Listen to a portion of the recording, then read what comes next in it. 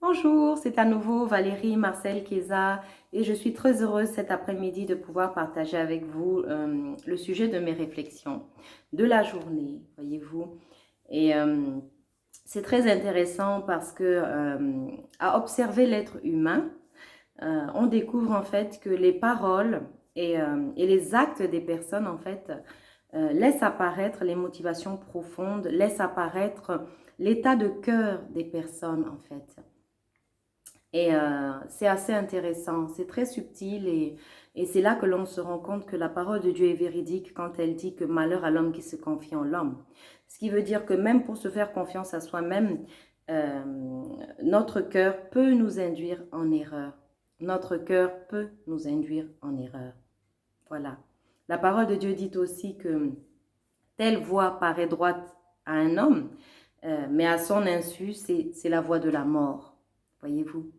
Donc, on en revient au fait qu'il est important de remettre devant l'Éternel ses pensées, ses décisions, euh, pratiquement tout, pour qu'il puisse les sonder et voir si nous sommes encore dans la lumière, parce que la Bible dit que il faut s'examiner et qu'il faut vérifier que, en croyant être dans la lumière, on ne soit pas déjà dans les ténèbres. Voilà, ce serait un peu dommage. Et c'est à ce propos que je me posais la question de savoir comment, en fait, en entendant parler de Jésus-Christ, en lisant sa vie dans la parole de Dieu, comment est-ce qu'on peut en arriver au fait de douter de sa divinité, de douter de sa toute-puissance, de douter alors que c'est écrit noir sur blanc. Voilà. Je vous partage que récemment, donc, j'ai pu discuter avec un collègue musulman. Et c'était très intéressant en fait parce que euh, je me suis demandé est-ce que l'on suit, est-ce que on choisit les personnes que l'on suit en ayant fait des recherches sur ces personnes, en ayant vraiment voulu découvrir la vérité, ou est-ce qu'on suit juste par rituel, par familiarité, voilà, parce que ma famille, par exemple, a adhéré à une certaine religion, et j'y adhère aussi, ou est-ce que vraiment on lit ce qui est écrit? Et c'est vrai que j'ai essayé de comparer en fait les différents leaders en fait des différentes spiritualités et je n'ai pas trouvé quelqu'un de comparable à Jésus-Christ. Voilà.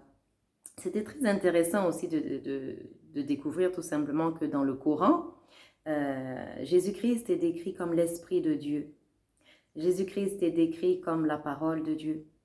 Jésus-Christ est décrit comme celui qui fait les miracles, qui ressuscite les morts.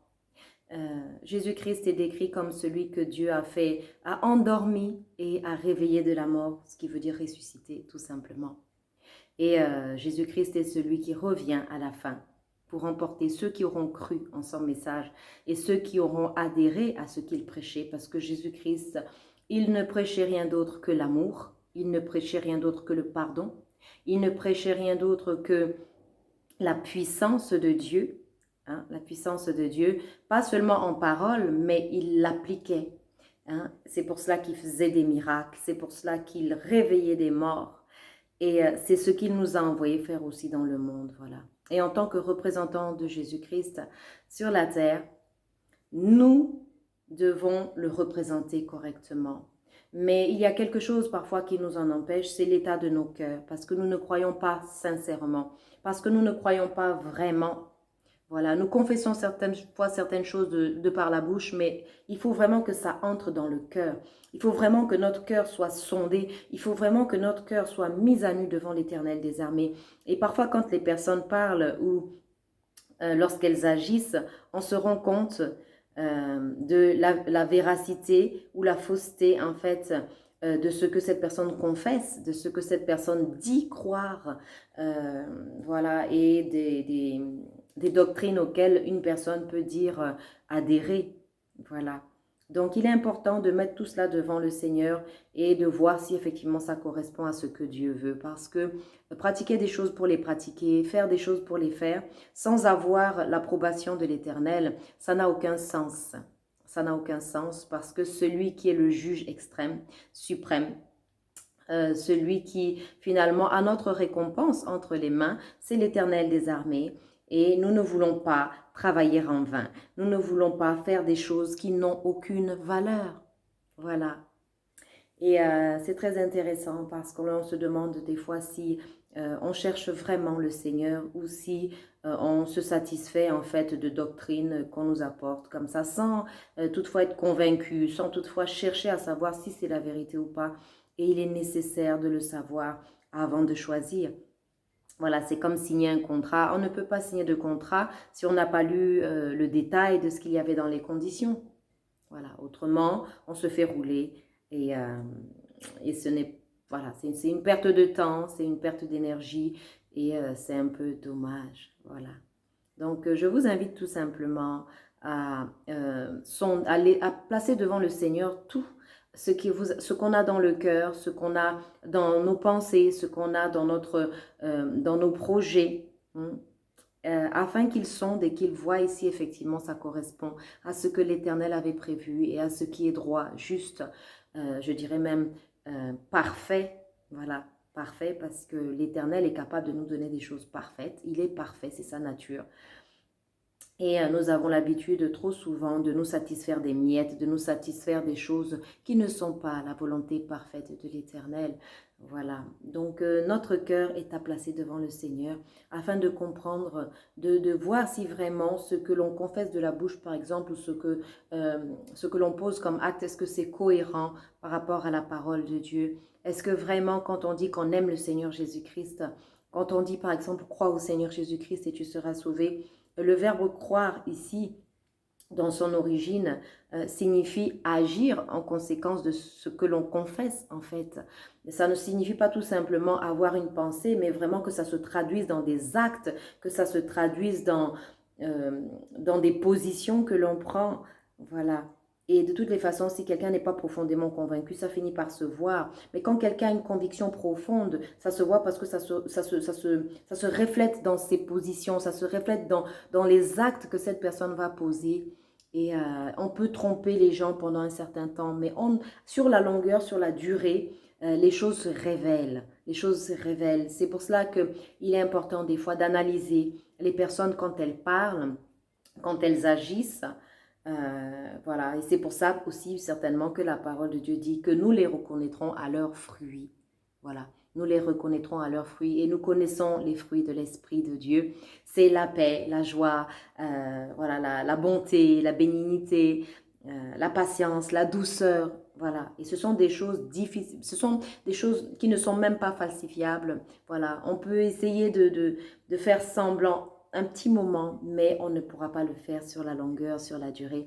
Et le pire, c'est que lorsque le Seigneur Jésus-Christ reviendra, tout sera mis à nu. Voilà. Donc, il est intéressant et important pour ne pas se moquer de soi-même et pour ne pas se mentir à soi-même et se tromper finalement, d'examiner ces choses pour voir ce qu'il en est. Et même s'il arrivait qu'effectivement on n'a pas été vrai sur certaines choses, si on n'a pas été sincère, si on manque de foi, ce n'est pas un gros problème par rapport à l'Éternel parce qu'avec lui tout est possible. Il suffit de le vouloir, il suffit de le confesser, il suffit de demander le secours du Seigneur et à ce moment-là le Saint-Esprit nous aide à changer et vraiment à prendre le caractère du Seigneur Jésus-Christ. Donc je veux bien prier cet après-midi avec quelqu'un voilà, qui s'est rendu compte qu'il s'est trompé de chemin tout simplement, qu'il n'a pas agi avec amour, qu'il n'a pas agi dans l'amour, qu'il n'a pas agi avec sincérité ou qu'il a même dévié, qu'il est rentré dans d'autres croyances, qu'il s'est éloigné peut-être de la foi. Je voudrais prier avec quelqu'un cet après-midi. Seigneur Jésus-Christ, nous te remercions, Papa, parce que tu es tout-puissant, tu es glorieux, tu es merveilleux et tu as une place pour nous dans ton cœur. Seigneur, nous te remercions parce que à la croix, tu as enduré le calvaire pour nous tous. Pas pour ceux qui sont saints, non, pour des pécheurs, Seigneur, que nous sommes, Seigneur. Et nous voulons reconnaître que dans nos motivations, Seigneur, dans nos motifs, nous n'avons pas toujours été droits, Seigneur. Et que des fois, nous confessons des choses de nos bouches qui ne sont pas montées dans notre cœur, qui n'ont pas pris racine dans notre cœur. Nous te demandons pardon. Nous te demandons pardon pour nos fausses attitudes, pour nos faux semblants, pour notre manque de considération par rapport à toi et aux choses, Seigneur, qui te concernent, Père. Nous te demandons pardon au nom de Jésus. Nous te prions au Saint-Esprit de souffler sur nous à nouveau, de nous communiquer encore, Seigneur, la paix, la joie, Seigneur, le caractère de Christ, Seigneur, le pardon, Seigneur, pour que nous puissions pardonner, Seigneur. Parce que ta parole dit, mon Dieu, mon roi, que si nous ne pardonnons pas aux autres, nous ne pouvons pas exiger que tu nous pardonnes, Seigneur. Mais c'est lorsque nous libérons les autres, Seigneur, que nous sommes nous-mêmes libérés. Merci Seigneur Jésus pour la liberté. Merci Seigneur Jésus pour la délivrance. Merci Seigneur Jésus pour la restauration de nos cœurs, Seigneur. Père, nous libérons, Seigneur, les personnes que nous avons pu garder pour une raison ou pour une autre, Seigneur. Nous les libérons, Seigneur. Nous leur pardonnons, Seigneur, parce que tu le demandes et parce que nous aussi, Seigneur, nous te demandons pardon. Nous reconnaissons que nous sommes pécheurs aussi, que nous ne valons pas mieux que les autres et que pour ce motif, Seigneur, nous devons pardonner et nous pardonnons par la puissance du Saint-Esprit, par le concours du Saint-Esprit. Cela est rendu possible, Seigneur.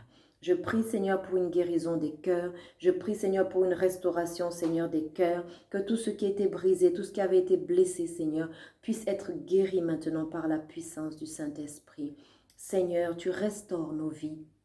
Tu restaures nos sentiments. Tu restaures, Seigneur, nos pensées. Tu restaures, Seigneur, oui, Seigneur, notre caractère, mon Dieu, mon roi, pour que nous puissions ressembler à Christ. Que toute la gloire te revienne, que tout l'honneur te revienne, dans le nom puissant de Jésus. Amen. Soyez bénis. Gloire à Jésus.